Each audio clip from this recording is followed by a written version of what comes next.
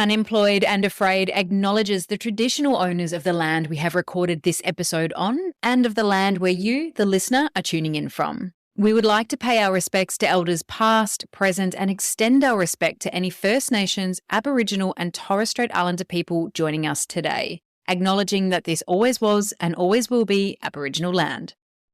Welcome to Unemployed and Afraid, a podcast that explores the glorious mess of building brands, businesses, and a career you love with the people who've done it. I'm your host, Kim Curtin. Thank you for being here.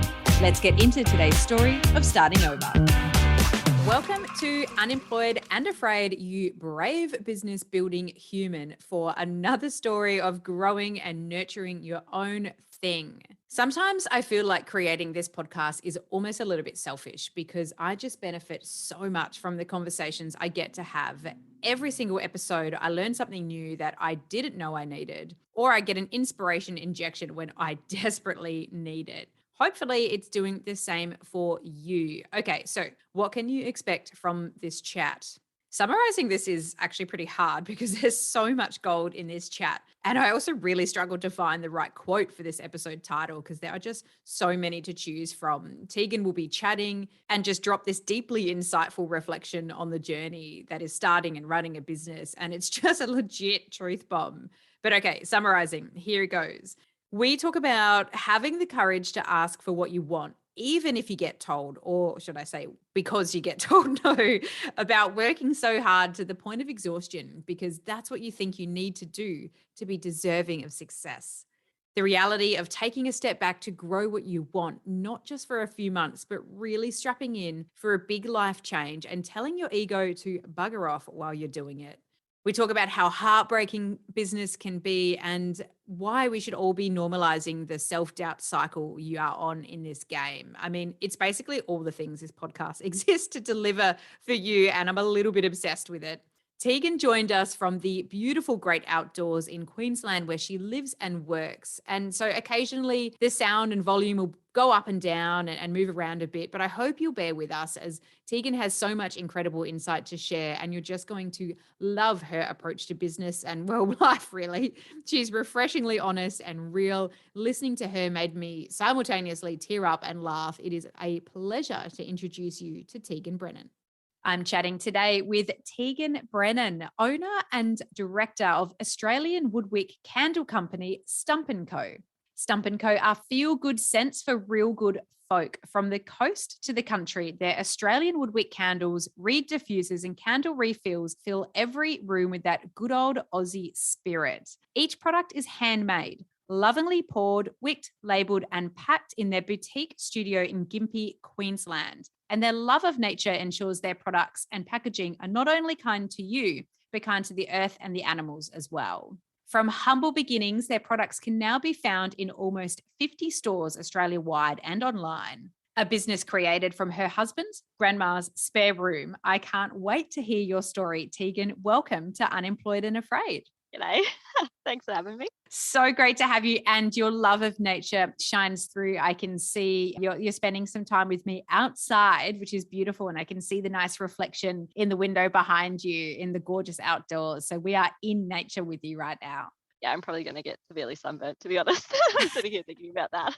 Well, let's make sure we don't spend too long talking on the things that will get us carried away. Let's start with a nice easy one. How would your husband describe you? Oh my God, I asked him this last night and he was so useless. I shouldn't say that. Probably the things that you don't want to hear, like stubborn, determined, annoying at times. And I know it. But yeah, he's definitely proud of me. And we've been together for a very long time. So being able to describe each other in a couple of words is pretty hard to do. And we don't take things very seriously. So that was even harder. So I didn't get much out of him, but I kind of know.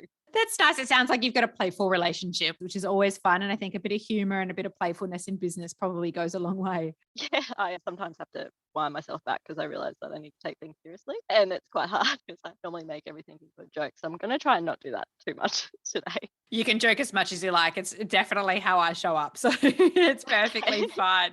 Tegan, let's go back to your pre-candle making days. So all the way back, who were you? I was pretty young and naive and changed careers a lot. I went to uni actually to study photography of all things. One of the things you can learn yourself. Really useful to go to uni for. But anyway, I ended up doing honours in it and got class one and then finished that and tried to take on the photography world and realized that it wasn't really for me. I wasn't getting anywhere and just working an everyday job in it. And then we decided to go overseas and did 2 months in Europe and came back and was like, no, I'm not doing that anymore, and went to design school and did that in Brisbane full time, and then got my first like junior design job at Triumph, the lingerie company, not the motorbike. And it was a bit of a weird placement because I was the junior, but there was no other graphic designer. So it was just me kind of teaching myself. But I was really lucky. Like the workplace was full of really great women. Like my boss kind of knew that I was working on the secret project of wanting to do my own business, but she kind of turned her eye because I think she loved me a little bit. And then like I had amazing girls that I worked with that were always like, yeah, you can do it, because I was always banging on about wanting to do something for myself, but didn't 100% know what it was. Yeah, and they were like all these kind of great women in their own roles, and I was in this graphic design role that I was kind of just doing because I thought it was something new and exciting. But I often get distracted by different things, and I've always had like this burning thing to not have a normal job. I didn't know what that was or what that really meant, but yeah. Tell me, were there any businesses or ideas that you had that you thought might be the one that you explored before the candle making business? There was definitely the photography. I went out and spent way too much money on equipment and then was too scared to get clients, which is hilarious. So I ended up selling that to start design. And then I thought I could kind of like make money, doing different types of design, but I never really figured out what it was. And then Luke and I got married and we had this wedding, and I had full DIY wedding on this beautiful property. And because we were pretty broke, we did everything ourselves. And I saw this idea on Pinterest of these like wood candle holders. And I was like, yeah, got Luke to make them. The poor guy, he was trying to do it with a drill and it took him hours, but he did it because, love makes you do stupid things. And we ended up putting them all out on the table. And then I remember waking up the day after our wedding. And of course, like most of our friends were on the grass because they were so hungover and it was a great night. But all my candle stumps were gone. And I was like, oh my God, people love this. We made this and people loved it. And like I annoyed the absolute crap out of my husband on the on our honeymoon because I wouldn't stop talking about how like I finally found something that people love. And we still laugh about it because I was coming up with like all these business names. We're meant to be enjoying our honeymoon, by the way, and I'm like cracking on about this. Anyway, so yeah, I just come back from my honeymoon and I was like, yep, I'm making candles. And we did the stumps for, I think we discontinued them a year ago now, but they were like my point of difference for so long, but they were just so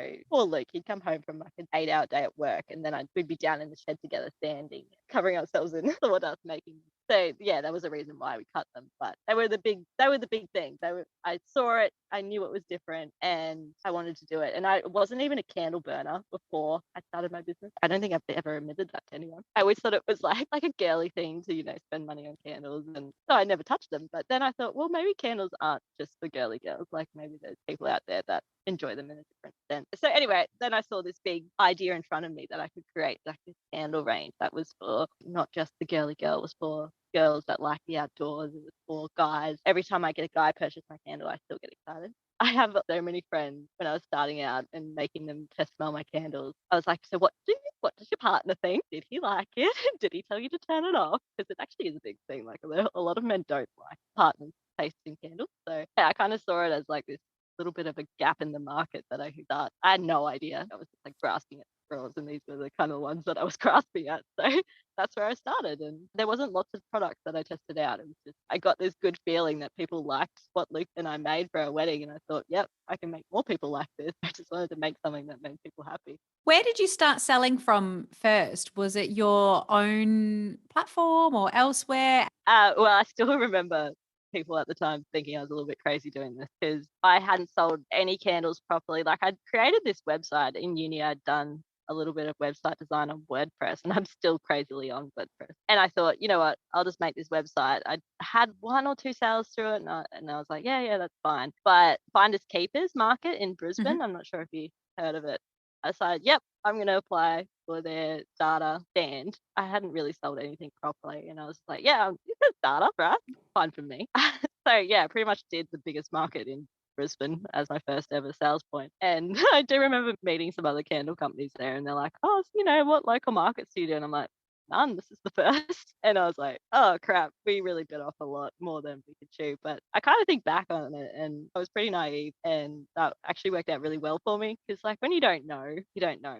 But if Mhm. you do know, you kind of have like all these blockers in your head, like, oh no, maybe I shouldn't do that because Y and Z. But when you've never done it before, you don't really know what the outcome is. So you kind of ask for more than I deserved at that point in time. But that's kind of why I don't believe in luck, because you kind of have to be out there in that place to even receive that experience. So if you don't ask, it's never going to come. And I've asked for so many things that in my head I'm like, you don't deserve that, but I'm going to ask anyway.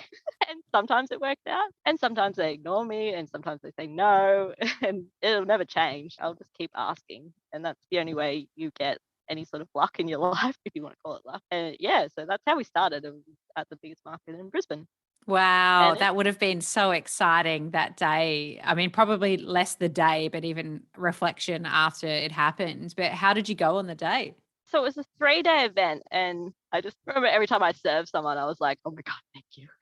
And secretly trying not to be super creepy because I was so excited that they purchased something. But I remember Zoe, that's my oldest daughter. I was literally like pouring these candles. I don't think I'd slept, still like breastfeeding her. She'd wake up, I'd feed her, I'd keep pouring. Like it was all nighters trying to do this thing. And Yeah. I've done so many all nighters in this business that like I kept telling myself, oh, just a couple more all nighters and then you won't have to do it anymore. That's probably one of the biggest lies I told myself. But yeah, it was super stressful, and by the end of it, I was just like, oh, well, now what am I gonna do? Like I wasn't at the start, and I still have only just gotten good at it. I would just tick things off and not celebrate any sort of win. I'd be like, yeah, okay, done. Now what the hell am I gonna do next? And it was kind of like that when I finished. So I just made sure I applied for the next market, and then I thought, well, everyone else is doing these local markets, so I'm gonna pick the biggest looking one that I can and try and get in there. And big places rejected me, and I was like, yeah, whatever. But then we got into the Brisbane night market, and they were great Mm. for us. So funny, but something about city people and seeing like a rustic country tree is just amazing. But you take that to the country, and they're like, that's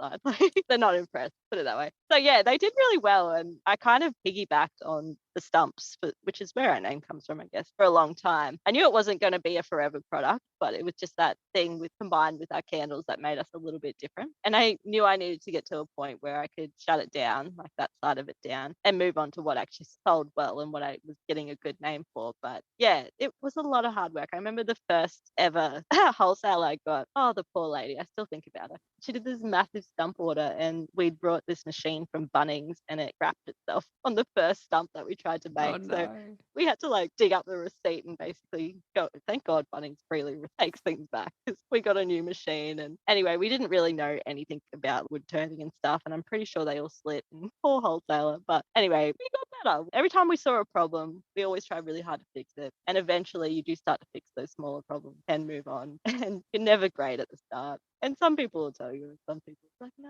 right? So yeah, it's really a mixed bag. But when you're like developing a product that's not something that someone else is making, you are literally the manufacturer. There's always going to be faulty products. There's always going to be mistakes. I used to get so torn up about it, and now I'm like, okay, all right, problem A, write it down, fix it, and move on. When we were talking before recording, when we were emailing, you talked to me a little bit about your grandma's spare room, which I just think is the cutest visual ever. I've such a love for grandmas. They're just the best people on the planet. But I'd like to hear the story about moving and starting your business from that spare room. If you can tell me a little bit about that. Well, that kind of came. Okay, so I'm going to give you like a bit of a timeline of life, I guess. So I actually went on maternity leave from Triumph, and I decided I was going to take the full year off and give starting a business a go. So pretty much I gave birth to her, and I'm like, oh, okay, you tick that box. Now you can start your business. Ignore the fact that you have a newborn and it will be super stressful, but in your head, you're like, no, it's fine. Anyway, Luke was working in sheet metal industry, and he'd done it pretty much since he left school and was so over it. And we actually ended up going on this holiday, and we had the most terrible time. I don't think we've ever fought so much as like a family, and it was the worst holiday. And we came back and we were like, I'm unhappy. And he's like, I'm unhappy too. And I'm like, well, what do we do?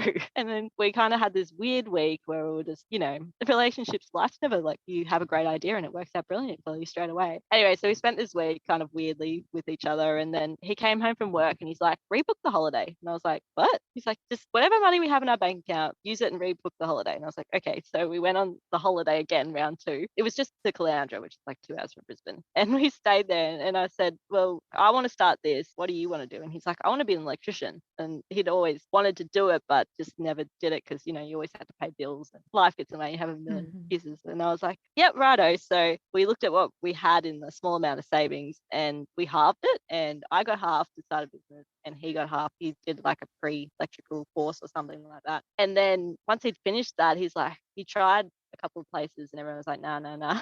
This is before COVID. And then I said, well, right. I sat Zoe on my lap one day and I am not great at writing, but I rewrote his resume, wrote an email and sent it to 50 people that I could find on the Sunshine Coast in Gympie because we decided that like Luke never wanted to be a city person and I always grew up in country towns. So our aim was to come back to Gympie and start his apprenticeship. So I just sent the 50 emails and he ended up getting a job in Noosa. And then we thought, well, how the hell are we going to get there? And we looked in Gympie to rent. We couldn't afford any of the rent. We could barely afford the rent in Brisbane because at that point I'd told my boss I wasn't coming back. So, and, you know, maternity leave runs out. So Luke said, I think we could ask my grandma if we could move in because she had 8 kids and she's lived in this house for 50 something. Sorry, 8 kids? Yeah, 8 kids. Oh So my you know she God. likes kids.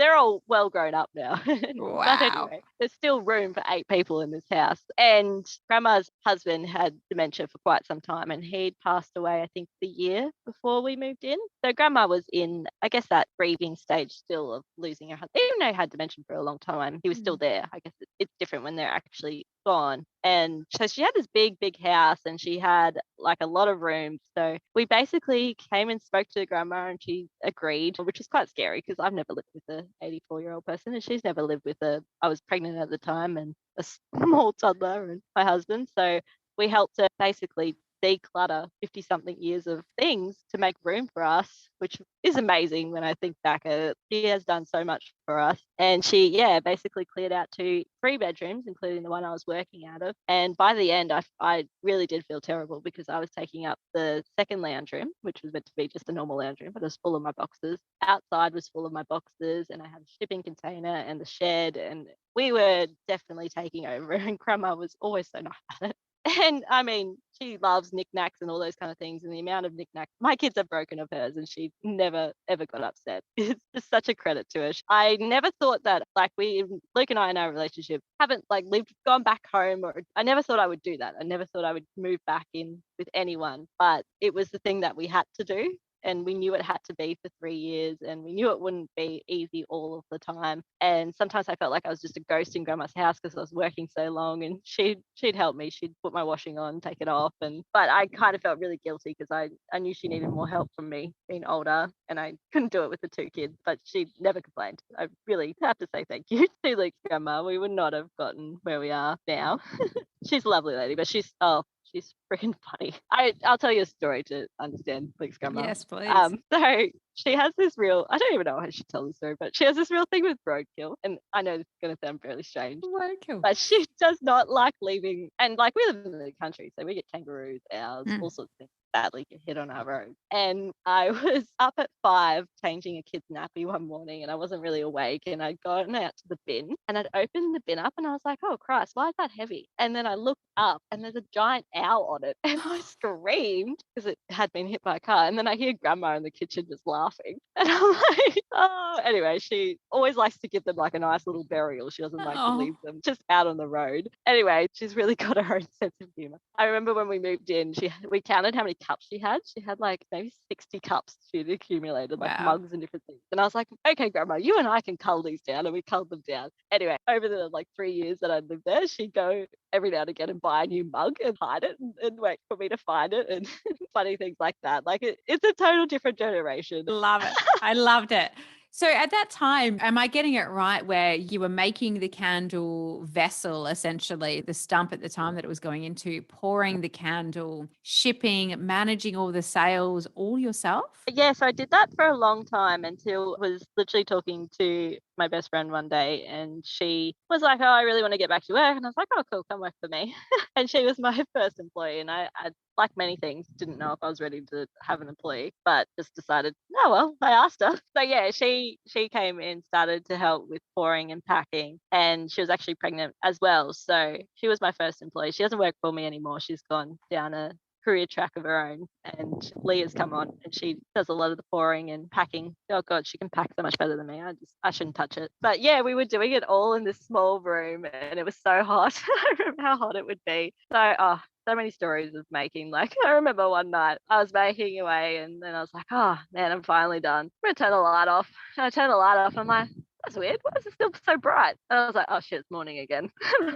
Oh crap, now I gotta get the kids to school. And yeah, it became like this real obsession that I needed to be working incredibly hard to keep everything moving. Like I've had so many weird ideas. I remember one time I was driving in the car and I was like, you need to stop stressing. And in my head was like, no, if you stop stressing, the orders will stop coming. Stop. You got to stress. And I was like, just had this like little mental breakdown in my head that I must stress. And then I thought, nah, I'm gonna go a week where I just pretend. I call it my stressy head. And she comes out and I'm like, ah, shush. And yeah, I didn't stress for a whole week and nothing changed. And I was like, man, that's weird. And I kind of let go of the fact that if I don't stress, things will happen. And Yes. it's so hard because I have Luke who will not stress. He might have a 5 minute stress if something seriously bothers him, but it's so rare that I could probably count them on my hand because he's just like, well, why stress until the outcome comes out? Like, then you just deal with it. And I've had that to calm me down a lot, which has been great because I am very much an overthinker, which I think most people in business and life are. Yeah, I can relate.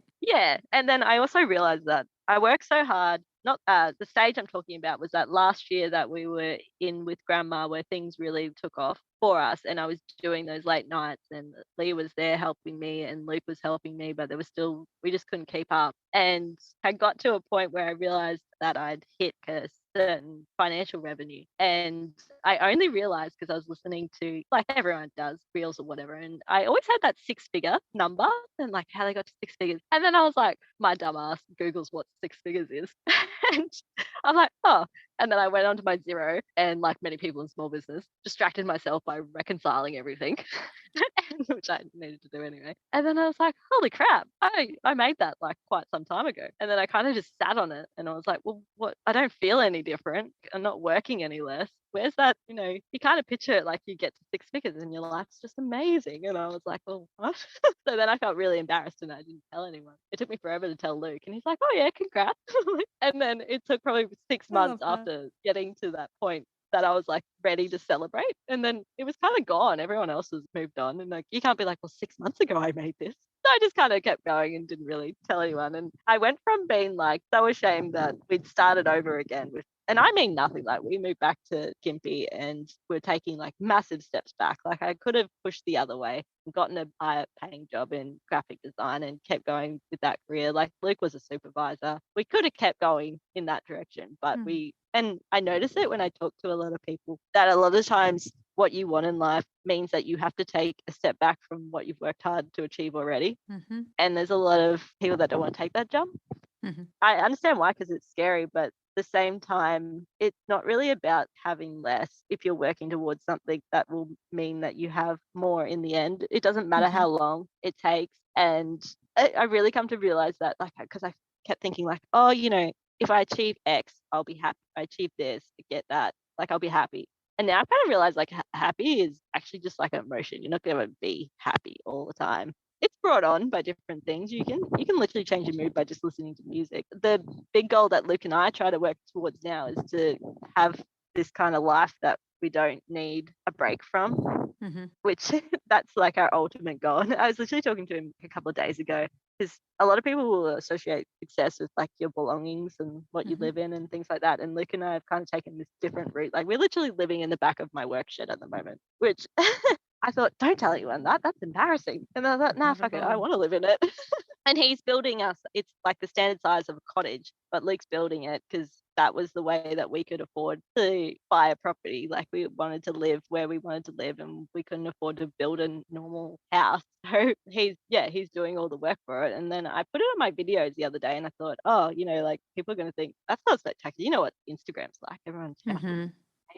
And then I'm like, nah, fuck it. I want to live in this. This is my dream. It doesn't matter that it's not as big as someone else's. Yeah. And Luke and I were like, I was like, well, like, what do you think is success and when we'll be successful? And we both agreed that all we want to do is literally go to Coles and buy our grocery shopping without looking how much is in our bank before we go through the teller. And we just want to go and, not worry about how much bill is this week or go and eat dinner and then maybe go for breakfast in the morning, like, and not freak out that we spent too much money on takeaway that week, like, yeah. So to us, it's not so much about making sure that everyone else knows that we have fancy clothes or a nice car. And I finally got a nice car. And it was so stupid. I brought a business car and I didn't drive it for, I think, 3 weeks. And my husband kept being like, when are you going to drive your car? And I'm like, when I deserve to drive that car, I will drive that car. Like, what's wrong with you? I keep punishing myself because I think I don't deserve things. And I Why was did like, you no, think fuck it. you felt like you didn't deserve to drive it? Oh, because I think a big thing with business that it takes me so long to get used to is I'll have these great weeks where my sales are great and there's good money in my bank, and I'm like, yeah, I people should know I'm a boss. I'm good at this. And then the next week I paid a whole heap of bills, and I'm like, oh fuck, I'm a failure. Like, so I thought, because I haven't sorted that out yet, I didn't deserve to drive this. And then I was like, no, fuck it, I'm paying for the car. I should drive it. Absolutely. Yeah, I think there's so much time that I've spent self-doubting. Like, I still remember when we moved out of grandma's, and I think when, like, a chapter's coming to the end is probably the hardest thing, because we were trying so hard to move in here. I felt so bad about how much stuff was at grandma's, obviously taking up way too much room. And the slow process of, like, leaving her made it so much more painful because I didn't want her to feel lonely and she wanted us to do well out here. But we were literally moving into a shed. Like, it shocked me. And I thought, well, you're an idiot because you should have known. I just thought, when you move into something and, you put your stuff away in the cupboards and things, but we moved into a shed. It didn't even have a sink.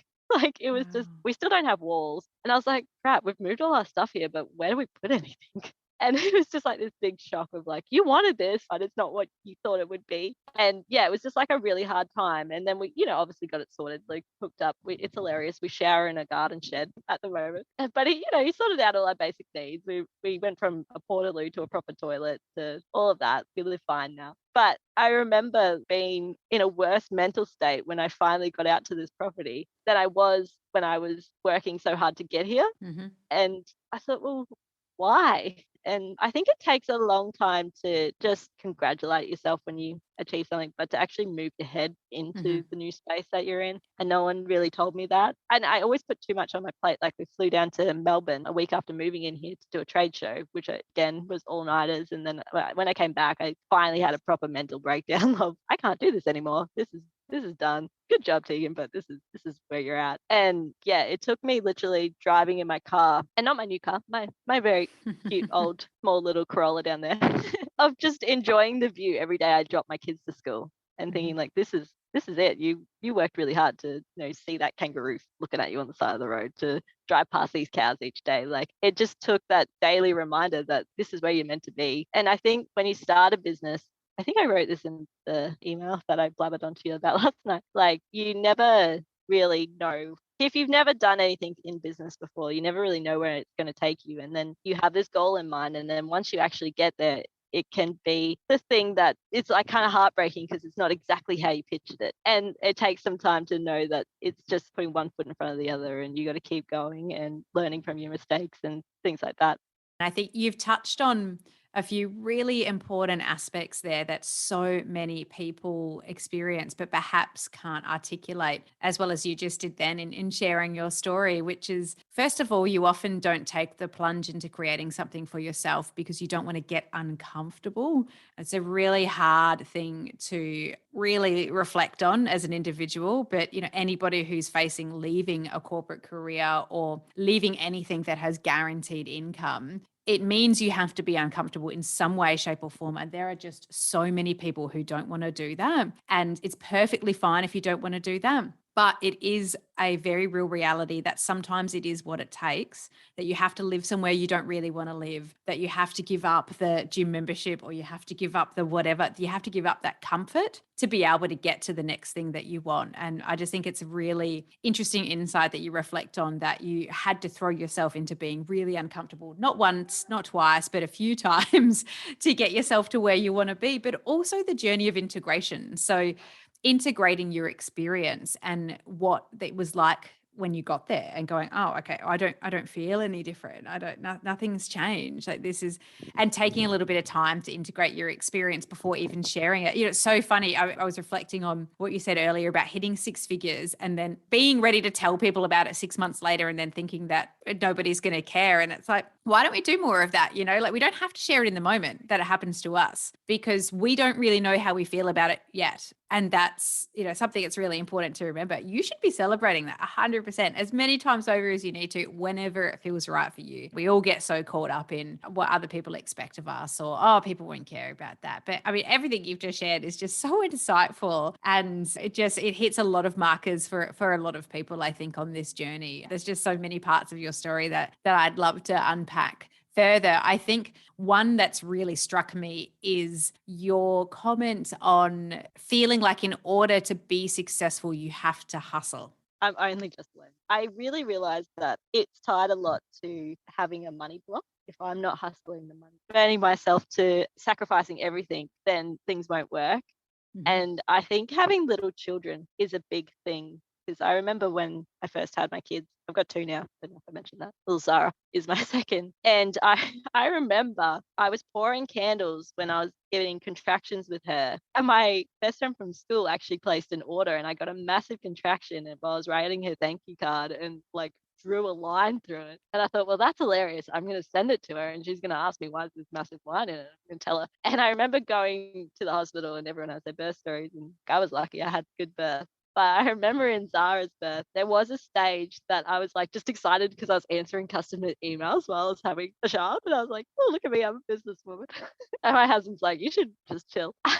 And so, yeah, like I wore it as a badge of honor for so long that I could do these one-nighters. And I see these photos of myself. There's this one photo of when we first purchased this block of land, which, by the way, 3 banks said no to purchasing this block. Wow. And I ended up telling the real estate agent that I just didn't think I could get the money. And she gave me a broker's number, and I got the money through the broker. So, yeah, that's another lesson. Keep going if you really want something. But anyway, there's this photo, and I'd done almost two. Oh, no, there was that. Yeah, 2 all-nighters in a row. And there's a picture of Luke and I doing the big, yay, we brought this photo. And I don't even recognize my face. Like, I don't Wow. even look like myself because I'm so tired. And at the time, I was like, yeah, everyone will know how hard I work. But no one knows. No one knows that you're up that late. Like a couple of close people that live with you and maybe a few friends know, but your customers don't know. No, it's not anything to be proud of. And a lot of it is just not wanting, like I really got tied into making my product because it becomes really mindless to me, and like it's really comforting in a weird way, because I'm like, yeah, I smashed out this many candles and things, but it's not the actual thing that moves my business forward, so I shouldn't really be touching it. And there's Leah, she packs things way better than I ever pack anything, because I'm the person that gives the Christmas present and you sort of guy wrap it, and I'm not talented in that way. And I think it takes a long time to realize, especially when you make something yourself, that you actually might not be the best person to make it. And it's a hard reality, because you have to do the other things that might scare you, like selling and emailing back people and all that kind of stuff, until you can make the space in your business to hand off those jobs that you don't. But yeah, I finally realized that I need to stop. I need to stop the all-nighters. I always thought, oh, my kids are young, they won't remember this. Fine. They won't remember that they're in daycare 5 days a week. It's fine. And then this year it's hit me, because so goes to prep, and I'm like, oh shit, there's no more time for me to just be like, oh, if I want to cut down your days at school, it's gone. You're in school 5 days a week now. And I'm like, oh, that went really quick. And I don't regret working as hard as I did, but I'm glad that I'm finally coming to the realization that it needs to stop. And I'm still working on it. It's not perfect. It's not like I turned around and was like, I'm going to work 3 days a week and everything will be normal. It's still going. I'm still getting there. But yes, hustle. I never even use the word hustle. I just say working hard.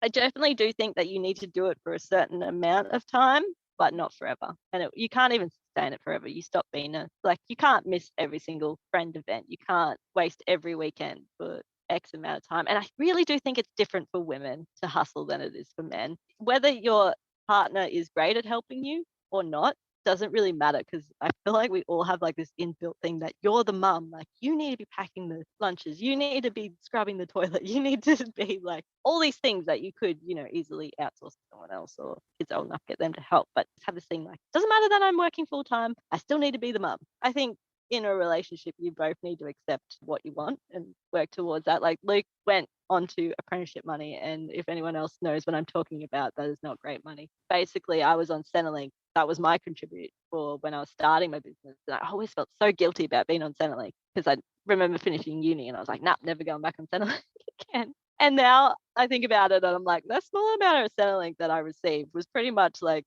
the government helping me grow my business. And I pay it back in double now. Tenfold. Yeah, they got their money back, we'll put it that way. So if you're sitting there on Centrelink trying to build a business, don't feel guilty. See it as the government believing in you, because as soon as you get there, they'll get it back. I don't know if anyone else is like this, but when people ask me what I did, I felt so uncomfortable telling them that I was starting a candle business. Because you would get the answer, oh, and I've had people that I was going to pay and have paid money to say to me, candles are so saturated, just really hard. And I never thought about it. And then I thought, well, everything's saturated really, unless you've got like this brilliant idea that doesn't exist, which is so hard. So in the moment, whenever I hear someone tell me that now, I'm always like, yeah, I'm probably you. Because it's not true. It's what you bring to it is what matters. It's not the fact that there's a million candles out there. And I think if you don't know how to make your product different, just start making something and then you kind of get told. And this sounds so strange, and I apologize because I know I've changed the topic, but I remember very early, I've always been lucky enough to have this handful of customers that have followed me somehow from the very start. And they know who they are. I see their names come through and I always smile. And the thing was, I had a certain amount of feedback from what people wanted. And I remember twice, two of those particular customers were like, we love your candles so much. How do we refill them? And this was going back, I know refills are quite popular now, but this is going back when they weren't. And I remember thinking, oh, well, I don't really want you to send me back the glassware, like, because then you have to pay postage to send it back. And then I'm like, how do you make molds? And I'm like, oh, that sounds really expensive. And for a while, it's like, I just don't know how to do it. And then one day, and I can't actually tell you how we do it because it is a bit of a trick. We worked out how to do it and it wasn't perfect, but I was like, I'm just going to send it in the mail and see if it makes it. And it was just, okay, we're sending off this product that I might melt and just turn up in a puddle. And we did it, and it was crickets for a while. And I thought, oh, well, that was stupid. That didn't work. And then all of a sudden COVID happened and everyone was at home burning candles. And we started working with a Facebook ad agency kind of right before all those crazy rules came in too. So it was a bit of alignment. And the refill took off and become like our most popular product. And I was like, holy crap, if I just said that's too hard, I'm not doing that, then I wouldn't have this product that's really cool. I'm quite proud of. And it leads to so many other roads of how to make candles different. And it kind of just fell in my lap because a customer gave me feedback. And I think a lot of the time when you're in small business, you get a lot of certain feedback and it's hard to sort it because sometimes it comes across negatively because you're reading it in text, but maybe the customer doesn't feel that way. And I still remember like your first refund. I feel like no one talks about faulty products. Like I listen to podcasts and it's like they've made everything perfectly. And I'm like, why? No, it doesn't work like that. You get to a certain stage of sending out a certain amount of product, you're going to have a percentage of unhappy people. Like it opened my eyes to it when I got my first one. And then I went out and started looking at my experiences with other businesses. I have favorite cafes. I love coffee. And I will go there and I'll have amazing coffee and amazing meal one day. And then I can go back and order the same thing another time. And it's maybe a little bit off. It's not as amazing, but I still go back. It's not like I'm like, oh, tarnished. But it made me realize, especially when you have people involved and it's not completely machine made or automated. I guess cafes is my best example in terms of like things that, you can have the same thing one day and it tastes a little bit different another day because someone else made it. It's just part of it. Some people will love you no matter what. And I feel like those people that love you no matter what are more attached to like who your brand is as a person. I should say person, and they will forgive you. Like your favorite coffee shop, you forgive them if they're a little bit off one day. They'll still buy from you. But then you'll have the people that try you for the first time and maybe the experience doesn't go great. So they just wipe you off and they try for another one. And you just got to accept it. It happens. I think if you have never had a refund request and you get your first one come in. I remember my biggest meltdown about it. You can't do it for everything. Like, you just have to accept it happens to every business. Like, I just feel like no one says that. It happens. But yeah, maybe I'm going a bit crazy here, but no one wants to admit that they're not perfect. You've just absolutely hit the nail on the head with what this podcast exists for. It is the good, bad, and ugly of creating businesses, of creating something that's yours, of being self-employed, of going on the journey to discover what you want to do, how you want to do it, how you're going to be shit at it for a while, then really good at it for like 5 minutes a day. And that's enough energy to keep you through to the next 3 days of sucking at something and just keeping learning. It's exactly what this podcast is all about. So I just think you've hit the nail absolutely on the head. And I love that your customers have been there to support you and to stick with you and to give you, that you're exactly right. They probably don't realize that they're doing it, but just by engaging with you as a person, as a product, they've given you an idea that helps you serve them better. I just think that's so wonderful. Engaging with your communities and building them authentically, not about numbers, but authentically, is just such an important part of putting something out into the world, service or product or otherwise. And it naturally brings us towards the end of our chat. And the question I always like to finish on is, you've just shared such a beautiful, beautiful story with myself, with the listener, and it will naturally give other people going through the experience so much more encouragement. So in light of supporting you and being on the journey with you, how can the listener and I support you on your journey right now? Oh gosh. Well, I'm on Facebook and Instagram. Just follow me on there or try some of my products. Whatever you want to do. I don't really mind whether you support me or jump on board and buy my products or not. But I guess, like, if you don't want to start your own business, but you have a friend that wants to start their own business, ask them about it and don't ask them, oh, how's business? Just be like, well, what have you been up to lately? Like, have you? And I always gave that answer like, oh yeah, not much, just mum stuff. Dig a little bit deeper. We do want to talk about it. Don't just take that brush off answer. And the other part, if you are starting your own business and you have all that self-doubt, know that I have gone from starting a business and having self-doubt to creating an actual brand and still having self-doubt. Like, Amen. yeah, it's never fully resolved. I always tell people that, and maybe it's because I'm a parent now, that your business is literally like a kid. You start at the newborn stage where you have no fucking idea what you're doing and you're just winging it. And there's all these books and all this information on what you should be doing. You try it doesn't exactly work. You got to tweak it and all this kind of stuff. And then next minute you have a toddler, and what you did when he or she was a newborn doesn't work anymore because they're a toddler. They've outgrown that. So you have to grow up and learn how to look after a toddler. It's just like a business. It runs in stages and you got to keep up. That's pretty much it. It's always learning. There's always failure. And yeah, I think people should talk more about how hard it is rather than the illusion that it happened overnight. 1,000,000%. And I think particularly if you have a friend that is in business and perhaps maybe you're not in business, let this be a little prompter to say as well that it is a really big and scary thing. And it is nice to have places to talk about it. And even if you don't fully personally understand the personal emotional challenge that comes along with creating a business, being there for someone through the process, just as you would for any other major family stage or having kids or anything like that, it goes an incredibly long way. I just think that might be my favorite answer to that question. So thank you for sharing that. Tegan, It's been so wonderful chatting with you today. And I just am so grateful to you for sharing your story with me, with the listener, with all of those who are engaging with you online. I just think it's wonderful, and we're all supporting you and cheering you on. Thank you so much for spending time with me today. No worries. Thank you for talking to me. One quick thing, if you're hearing this, you've listened all the way through. Hopefully that means you really like this podcast, because it's pretty generous to give up 40 odd minutes of your time for it. If that is the case, please leave the show a star rating and a review. It helps me reach so many more people who might also listen all the way through and get some benefit and some support out of it. Not to mention, it puts a real spring in my step to read them. Thank you for listening to Unemployed and Afraid, the stories of starting over with your host, me, Kim Curtin. If you love it, you can say thanks with a star rating and a review, and of course, join the community on Instagram and LinkedIn. Find us at Unemployed and Afraid. See you there.